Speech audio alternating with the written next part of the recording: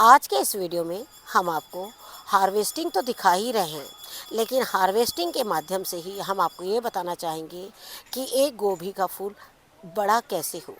गोभी के फूल में ऐसी कौन सी खाद डालें जिससे कि बहुत ज़्यादा पत्ते आएँ, पत्तों के साथ में ही ये स्टेम इतनी मोटी हो जिससे कि फूल भी उतना ही फ्रेश आए। साथ ही आपको ये बताना चाहेंगे कि जब हम कोई भी अपनी सब्जी में केमिकल नहीं डालते हैं, उसके बावजूद भी हमारे गोभी के फूल तो अच्छे होते हैं, लेकिन हमने इसे बांधा क्यों है, बांधने के पीछे का रीज़न क्या है, ये सारी चीज़ अगर आप देखना चाहते हैं तो आप हमारे वीडियो में अंत तक बने रहिए। चैनल पर जाइए, उसे सब्सक्राइब कीजिए जिससे कि आगे आने वाले समय में और भी वीडियो आपको इसी तरीके से मिलते रहें। नमस्कार दोस्तों, स्वागत है आपका हमारे इस यूट्यूब चैनल में। दोस्तों, आज हम आपके सामने फिर से एक छोटी सी हार्वेस्टिंग लेकर आए हैं और हार्वेस्टिंग के माध्यम से आप लोगों से हमारी कुछ बातें हो जाएगी। आपको बताना चाह रहे हैं कि आप देख रहे हैं कि ये करेले किस तरीके से लगे हुए हैं और करेले भी काफ़ी अच्छे, बड़े और स्वस्थ हैं।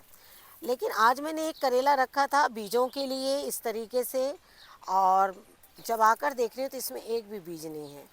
और एक चीज़ बताना चाहूँगी, मैंने कई बार देखा पक्षियों को इनके बीजों को वो ले उड़ते हैं और वो खाते भी हैं। तो जब भी आपको करेले के बीज बनाने हो तो आप कोशिश करिए कि वो हल्के पीले हो जाएं, तभी आप उन्हें तोड़ लीजिए। हालांकि मुझे इस वक्त इस करेले के बीज की बहुत ज़्यादा सख्त ज़रूरत थी, लेकिन अब इन्हें खा लिया है तो मुझे सिर्फ एक बीज मिला है और एक बीज को मैं थोड़ा सा इन्हें राख में लपेट के सुखा दूंगी और उसके बाद मैं इसे लगा दूंगी, क्योंकि ये करेले का पौधा बहुत अच्छा है। इसने धीरे धीरे मुझे लगातार इसी तरीके से फल दिए हैं।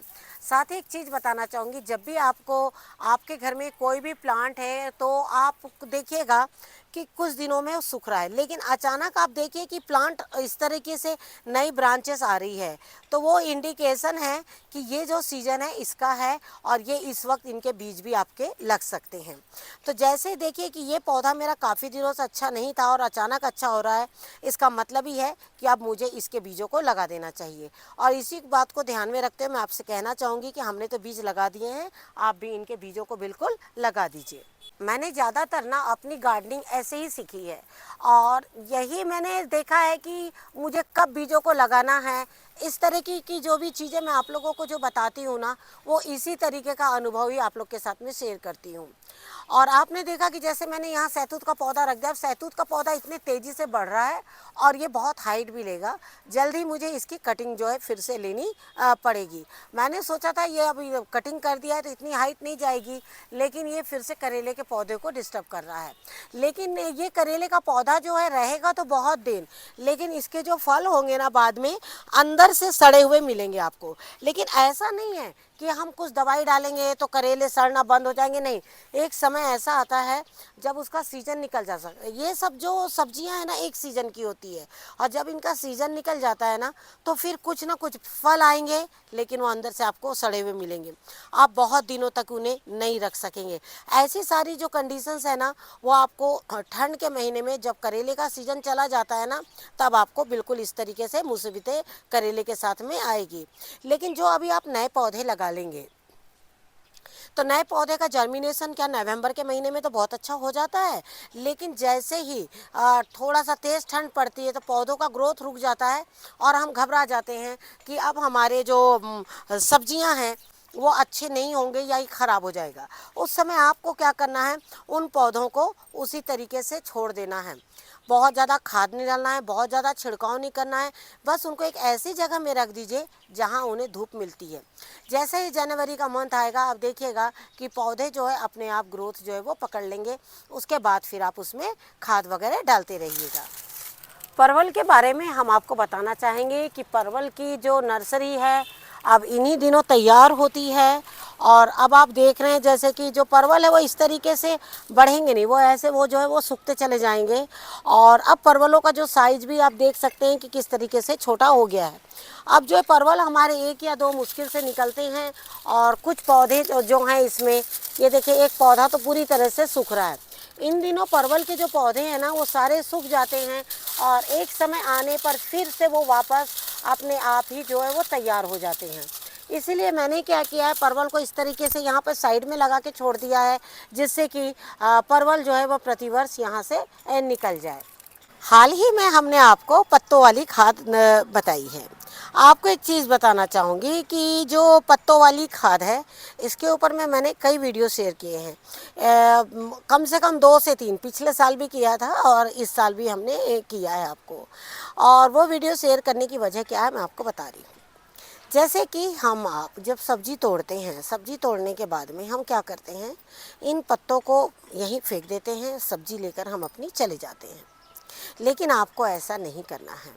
आपको पहले सब्जी के पत्ते रखने के लिए जगह बनानी है, उसके बाद में आप सब्जी लेकर अपनी किचन तक के पहुंचिए।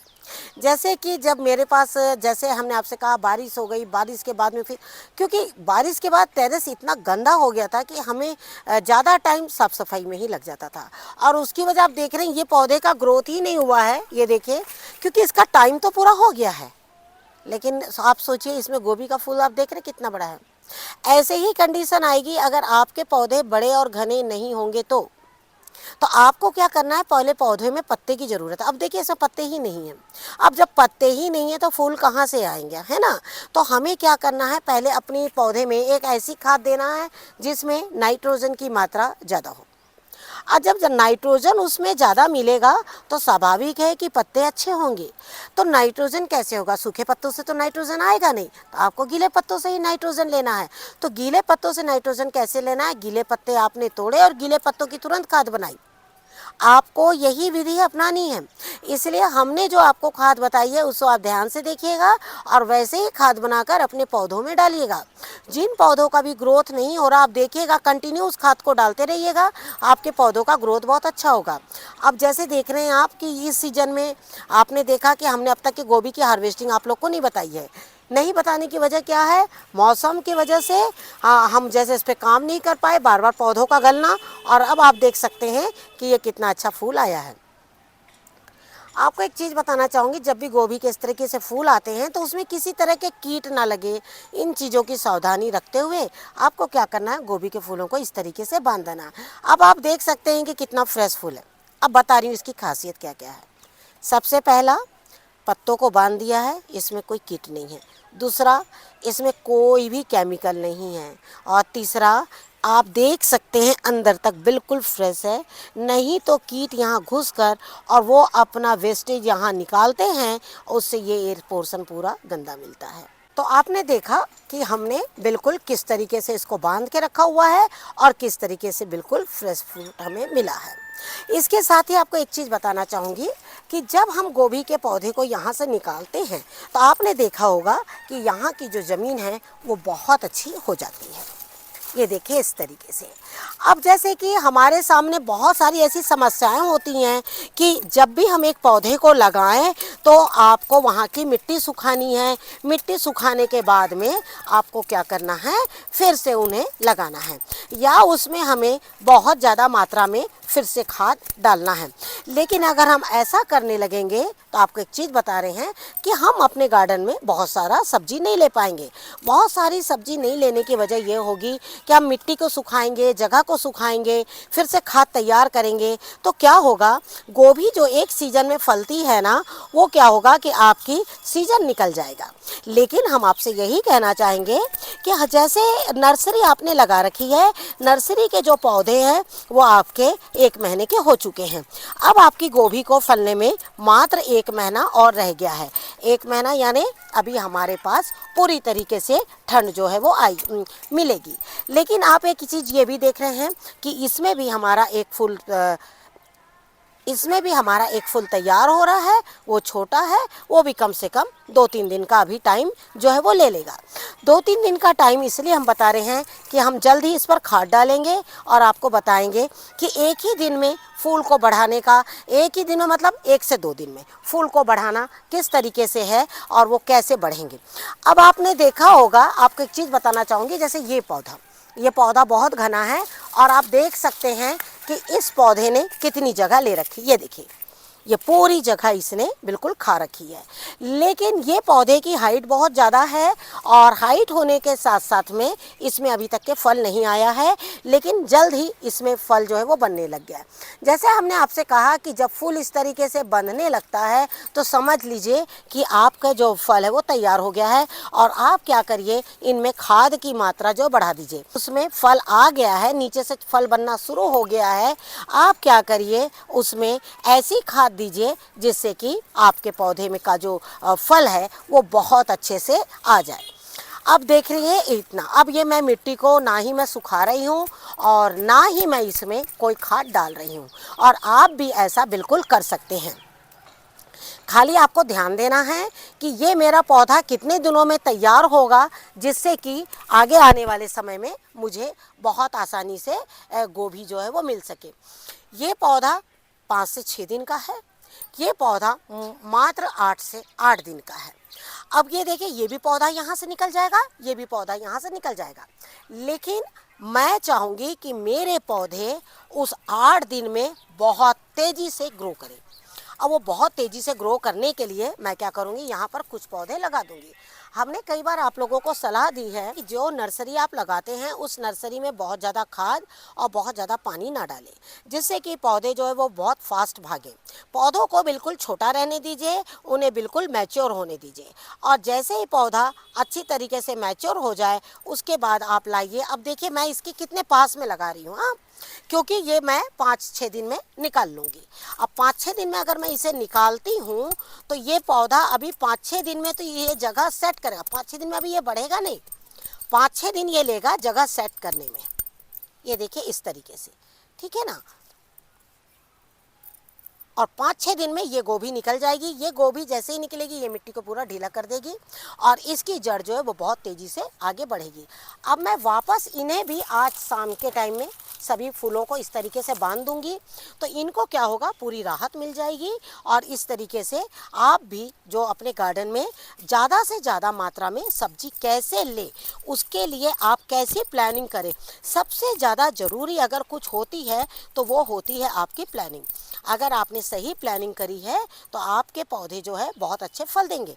जैसे हमको उम्मीद ही नहीं थी कि हमें गोभी मिलेगी, जिस तरीके का हमारे यहाँ मौसम था, लेकिन देखिए हमने बहुत कम से कम 3 से 4 बार अपने क्यारी में बीजों को लगाया और उसके बाद में अब हमें लगातार गोभी इसी तरीके से दिसंबर जनवरी पूरी मिलती चली जाएगी। तो देखिए मैंने निकाला एक पौधा, लिए कितने इसमें मैंने 3 पौधे, क्योंकि आगे अब जो पौधे हैं वो बहुत ज़्यादा बढ़ के नहीं, नीचे को घने होंगे और फल देंगे। अब ये पोर्शन जो खाली रखा है मैंने, आप देख सक रहे हैं यहाँ पर एक कुछ पौधे हैं, ये भी मैं यहाँ पर लगा लूँगी।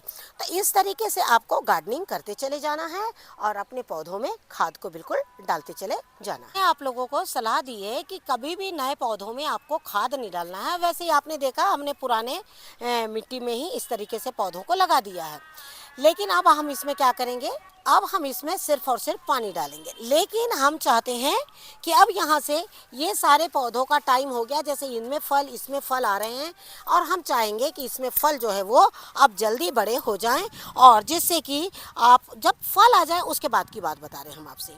एक तो पौधों का जब ग्रोथ करना हो फास्ट तब हमको खाद की ज़रूरत पड़ती है, फिर जब हम एक बार फल इसमें आ जाए तब हमें खाद की ज़रूरत बहुत ज़्यादा पड़ती है, जिससे कि फल जो है स्वस्थ अपने साइज के अनुसार बिल्कुल अच्छी तरीके से निकल जाए। आपको क्या करना है, आपने देखा छोटे पौधे हमने वहाँ लगाए हैं और इन बड़े पौधों के आगे इनकी गोड़ाई करके हमने इस तरीके से इसमें खाद जो है वो डाल दी है। आपको भी बस इस तरीके से खाद डालकर और इस तरीके से मिट्टी डालते हुए आपको इसे पैक कर देना है। अब आप इसमें जब पानी डालें तो इतना ही डालें कि पानी बिल्कुल भी ना बहने पाए। अब आपको बता रही हूँ, ये पौधा देखिएगा 3 से 4, मैं 5 दिन बो रही थी ना, कम से कम 3 से 4 दिन में ही इसका जो फूल है वो बहुत अच्छा निकल पड़ेगा, और इसमें जो छोटा सा फूल बिल्कुल निकल रहा है वो भी बहुत जल्दी बड़ा हो जाएगा। तो इस तरीके से आपको क्या करना है, अपने पौधों पर बिल्कुल काम करते चले जाना है, और नए पौधों को बिल्कुल कंटेनर में, अगर कंटेनर हो तो आप कंटेनर में भी ऐसे कर सकते हैं। एक गोभी निकाले, अगले 2 गोभी के पौधे जो है वो बिल्कुल लगा दे कि ये मेरे गार्डन का पहला फल है, मतलब गोभी का। और अब मैं इसके पत्ते, हमने आपसे क्या कहा, गार्डन जो हमें देता है और उसके बाद हम उसमें से फल फूल लेकर वापस हम उसी को ये चीज़ें दे देते हैं। तो हमने आपसे क्या कहा, सब्जी को तोड़िए, सब्जी को यहाँ से तोड़ने के बाद आप इसे फेंकिए नहीं, इसे वापस अपने गार्डन के लिए इस्तेमाल कर लीजिए। लेकिन फिर भी कई बार बहुत से सवाल बताते बताते ना कोई एक आध टॉपिक छूट जाता है। तो अगर ऐसा हो जाता है तो आप हमें याद दिलाइए कमेंट बॉक्स के थ्रू, हम आपको फिर से उस चीज़ को दोहरा के और बताना चाहेंगे, क्योंकि हम और आप इसी से जुड़े हुए हैं। Thank you very much. नमस्कार, जय हिंद, जय भारत।